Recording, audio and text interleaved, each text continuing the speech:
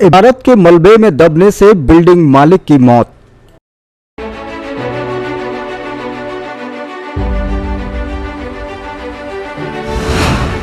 शुक्रवार रात को अचानक भरभरा कर गिरी थी 3 मंजिला इमारत।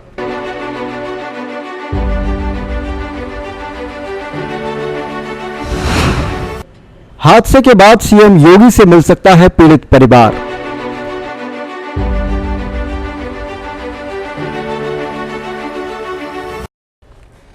अलीगढ़ के ऊपरकोट इलाके में गिरी 3 मंजिला जर्जर इमारत के मलबे के नीचे दबकर एक व्यक्ति की मौत हो गई। बिल्डिंग का मालिक अपने मकान के अंदर ही सो रहा था और भवन गिरने के बाद मलबे के नीचे दब गया, जिसके कारण उसकी मौत हो गई। मलबा हटाने के लिए पुलिस की रेस्क्यू टीमें सारी रात मशक्कत करती रही और सुबह तक जेसीबी बिल्डिंग का मलबा साफ करती रही। सुबह मलबे के नीचे भवन मालिक शाकिर तालेवाले का शव दबा हुआ मिला, जिसके बाद पुलिस ने शव को कब्जे में लेकर पोस्टमार्टम के लिए भेज दिया। मुख्यमंत्री योगी आदित्यनाथ शनिवार शाम को अलीगढ़ पहुंचे। ऐसे में मृतक के परिजन सीएम से मिलने पहुंच सकते हैं। इसके साथ ही यह भी अनुमान लगाया जा रहा है कि सीएम खुद भी इलाके का निरीक्षण कर सकते हैं, लेकिन सीएम के कार्यक्रम में अभी तक कोई ऐसा बदलाव नहीं किया गया है। अब आपको विस्तार से पूरा मामला बताते हैं, क्या हुई थी पूरी घटना। अलीगढ़ में घनी आबादी वाले ऊपरकोट इलाके में शुक्रवार देर रात 3 मंजिला बिल्डिंग भरभरा कर गिर पड़ी। बिल्डिंग गिरने से पूरे इलाके में अफरा तफरी फैल गई। आसपास के लोग रेस्क्यू में जुट गए। 4 बुलडोजर और 6 एम्बुलेंस भी बुलाई गई। देर रात 3 लोगों को मलबे से निकालकर जेएन मेडिकल कॉलेज में भर्ती करा दिया गया, जहां उनकी हालत गंभीर बनी हुई है। देर रात तक रेस्क्यू जारी रहा। आसपास के लोगों का कहना था कि अभी भी कई लोगों के दबे होने की आशंका है। कोतवाली थाना क्षेत्र के ऊपरकोट इलाके में शीशे वाली मस्जिद के बगल में मोहल्ला सुनहट निवासी साकिर की 3 मंजिला बिल्डिंग है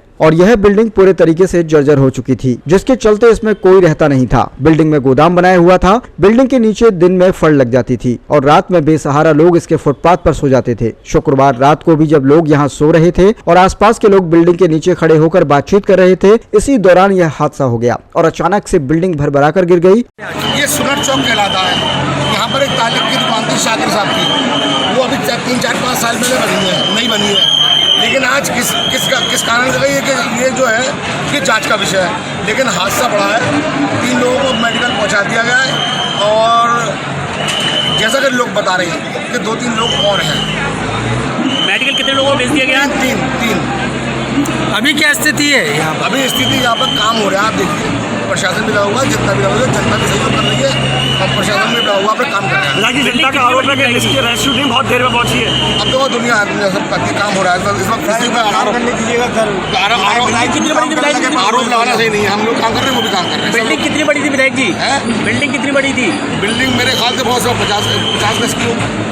अलीगढ़ में शनिवार को सीएम योगी का दौरा हुआ। इसके चलते प्रशासन हाई अलर्ट पर रहा और अधिकारी रात में गश्त पर थे। जबकि उनके पास भवन गिरने की सूचना आई तो DM Indra Vikram Singh, SSP Kalanidhi Naithani, ADM city Vivek Chaturvedi, SP city Kuldeep Singh Gunawat समेत सभी अधिकारी मौके पर पहुंचे। पुलिस के साथ राहत टीमें, एम्बुलेंस और फायर ब्रिगेड की गाड़ियां भी मौके पर पहुंची और मलबे के नीचे दबे हुए लोगों को बचाने का प्रयास शुरू कर दिया। ऊपरकोट इलाका घनी आबादी वाला मुस्लिम बाहुल्य क्षेत्र है और देखते ही देखते इलाके में हजारों की संख्या में लोग मौके पर पहुंच गए। घायलों में सिविल लाइन थाना क्षेत्र के जमालपुर निवासी एएमयू कर्मी अख्तियार अहमद, जमालपुर निवासी अब्दुल्ला और दहली गेट थाना क्षेत्र निवासी मोहम्मद नईम खान को जेएन मेडिकल कॉलेज में भर्ती करा दिया गया है। उनकी हालत गंभीर बनी हुई है। 4 बुलडोजर को तत्काल मलबा हटाने के लिए लगाया गया। इसके साथ ही फायर ब्रिगेड की 2 गाड़ियां और 6 एम्बुलेंस भी मौके पर पहुंच गई, जिसके बाद तुरंत घायलों को अस्पताल ले जाया गया। सारी रात घटना स्थल से मलबा हटाने का काम जारी रहा। घटना के बाद जहां सुरक्षा कारणों के चलते इलाके की बिजली सप्लाई बंद कर दी गई, वहीं आसपास की बिल्डिंग को भी पुलिस ने खाली करा दिया। पुलिस ने जिन 3 लोगों को हॉस्पिटल में भर्ती कराया है वह तीनों राहगीर हैं जो वहां से गुजर रहे थे। जबकि इलाके के लोगों ने बताया कि बिल्डिंग के नीचे रात में कई बेसहारा और ठेला चलाने वाले लोग भी सो जाते हैं। ऐसे में आशंका है कि मलबे के नीचे और भी लोग दबे हो सकते हैं।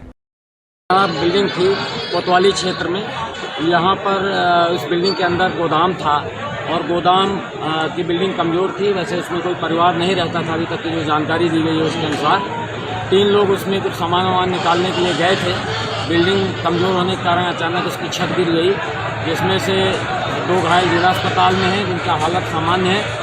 एक को मेडिकल कॉलेज में भर्ती कराया गया है, उसकी भी जीवन को कोई खतरा नहीं है। बात हो गई पैर में चोट है तो उसकी सर्जरी की जा रही है और बाकी अभी मौके पर रेस्क्यू ऑपरेशन चल रहा है, मलबा हटाया जा रहा है। स्थानीय लोगों से पूछताछ की जा रही है। इस बात की पुष्टि नहीं हो पा रही कि इसके अंदर कोई है अथवा नहीं है। सर इस रेस्क्यू में कितनी टीमें लगाई गई हैं, कितनी मशीनों की व्यवस्था की गई है? इसमें एम्बुलेंसेस 4 JCB और 6 एम्बुलेंसेज यहाँ पर हैं। आवश्यकता के अनुसार और लगाई जा सकती हैं, लेकिन यहाँ पर मौके पर इतनी की ही ज़रूरत है। और फायर डिपार्टमेंट के अफसर और उनकी टीमें भी यहाँ लगी हुई हैं। मजिस्ट्रेट्स और पुलिस बल यहाँ पर मौजूद है और डॉक्टर्स की टीम भी लगी हुई है। जैसी आवश्यकता होगी वैसे संसाधन जुटा लिए जाएंगे। अभी मौके पर जितना स्पेस है उसके अनुसार राहत और बचाव कार्य पर्याप्त व्यवस्थित तरीके से चल रहा है और आशा है कि थोड़ी देर में इसको हम लोग पूरा कर दें। सर किसी कोई एंट्री या किसी घायल की सूचना है, लेकिन अभी तक कोई कैजुअलिटी की सूचना नहीं है। और जो 3 घायल थे उनको अस्पताल भेजा जा चुका है। बाद में भी गए हैं तो 4 हो गए और इन चारों के जीवन को कोई खतरा नहीं है। और कोई भी बिल्डिंग है इसके बराबर में? और वो बता रहे हैं कि वहाँ पर उसकी भी हालत स्टेबल है। तो कोई और बिल्डिंग इस तरह की जो खस्ता हालत में है, पिछले इस तरह की अब वो आसपास की बिल्डिंग खाली कराई गई है ताकि सुरक्षात्मक दृष्टिकोण से रेस्क्यू करते समय कोई बिल्डिंग न गिर जाए।